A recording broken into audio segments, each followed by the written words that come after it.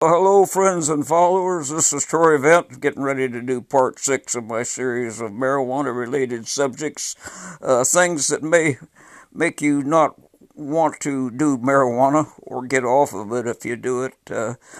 Things I've collected over the years: the downfall of using marijuana, common dope, which is pretty much legal across the country.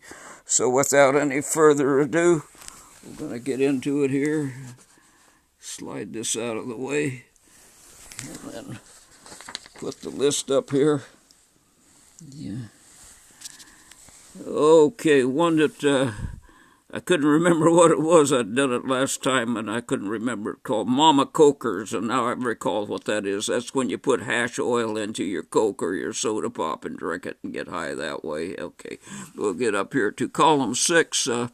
First thing, listless ambulation. After you get high, you just kind of walk back and forth trying to figure out what to do next, waiting for an idea to come into your head.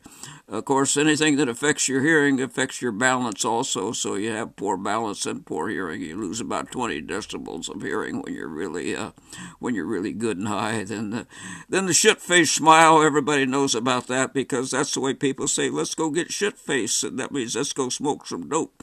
And failure to finish, if you're on marijuana, you're going to be starting a lot of projects, but you're not going to be finishing any of them. And then fool's enlightenment. You think you're doing better than you really are because you're just fooling around with the drugs. And then you lie about drug use. People say, oh, you're smoking it every day. You got a problem. Oh, no, I can handle it. I've been doing it. I'm an expert at it. And cardboard blankets, really, when you can't pay the rent and you finally get evicted and your friends get tired of letting you sleep on the sofa and your relatives and everybody's giving up on you, then you end up with cardboard blankets. So you pick up some because it's insulating and keeps you warm on a cold night when you're sleeping in a dumpster. Then your cootie friends, your personal hygiene's not too good. The people you hang out with may have bugs in their dreads, so they jump on you. So you have scalp parasites. Then there's no go zones for drug places where the drugs are so bad and the dealers are so mean that you don't even want to go into them. Then, of course, most of these people that's walking around homeless and on drugs downtown, they all have food stamps, but sometimes they lose them and they have to wait for the next month to get them. Workman's compensation, of course, if you're high and you get hurt on the job because you're awkward and your reaction time's not very good and can't think very clearly, and so you're off work a lot on workman's comp, industrial accident insurance. Brain fog, of course, we all know about that. You can't remember what you're going to say or you can't find the right word.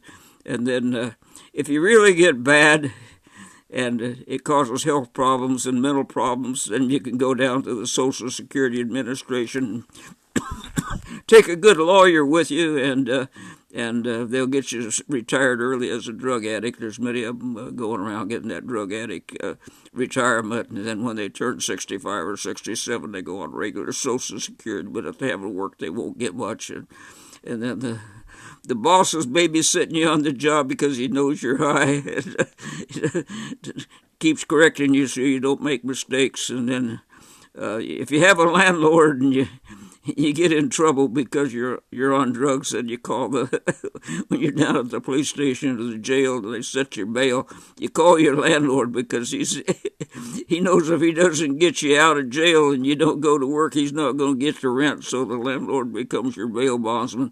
And then, of course, if you're renting a place or you're sharing a rent with somebody and you're growing dope and selling it out of the house, then you have sentry dogs to warn you when the police are coming or when people are coming to rob you. Always going to have a suboptimal lifestyle if you're on dope because the money you need for normal living like a normal person is going to be going on drugs. And of course, the soot and the smoke plugs up your lung sacs just like smoking tobacco. Maybe worse because there's more hydrocarbons in dope. So you're going to have occluded lung sacs, and you're going to get COPD likely or lung cancer. Surreptitious vaping.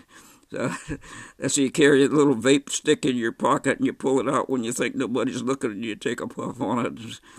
Special education, of course, if the child's in the home and the parents are doping and he's getting that dope and his IQ's dropped about 30 points and he can't learn anything, so he goes into special ed. And then the governments of states and the education departments of states, state departments of education, in states where dope is legal and they want everybody to use it, of course, the school grades, the achievement test grades keep going down and going down and going down, and kids are able to succeed in fewer and fewer high school classes, so they lower the graduation standards so the dope doesn't get blamed for anything. And then lost friendships, people that you used to be friends with before you started doing dope. If they see all you want to do is get high all the time, they're gonna shun you and not want to hang out with you anymore, because getting high is not really not really a lot of fun for people that don't do it. And then you got the fast food restaurant drive-thrus and the people in the cars. Many of them are vaping or smoking dope. They don't want to come in the restaurant because they don't let them do dope inside.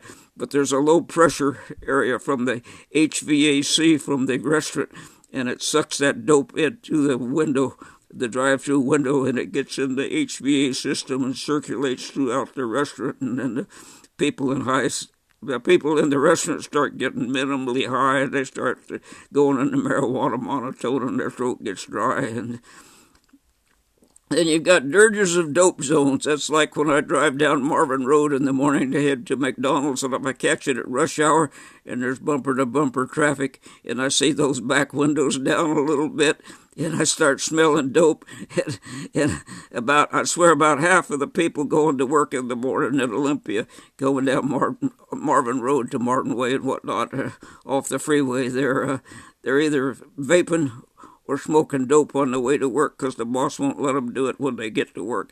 And then you have the addict support groups, the AA and the NA and so forth. And then there's marijuana overdoses, and you can get those for sure. Causes different problems, mental problems. Drug psychosis, of course, that's one of the things they advertise on the radio now about what marijuana can do. It can make you go psychotic or paranoid or anxiety.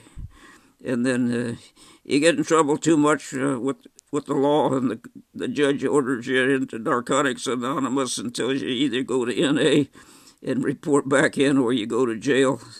And then expensive rehab houses say you want to quit, but you can't quit on your own. It costs about $40,000 to $50,000 for a 30-day rehab to get off common dope.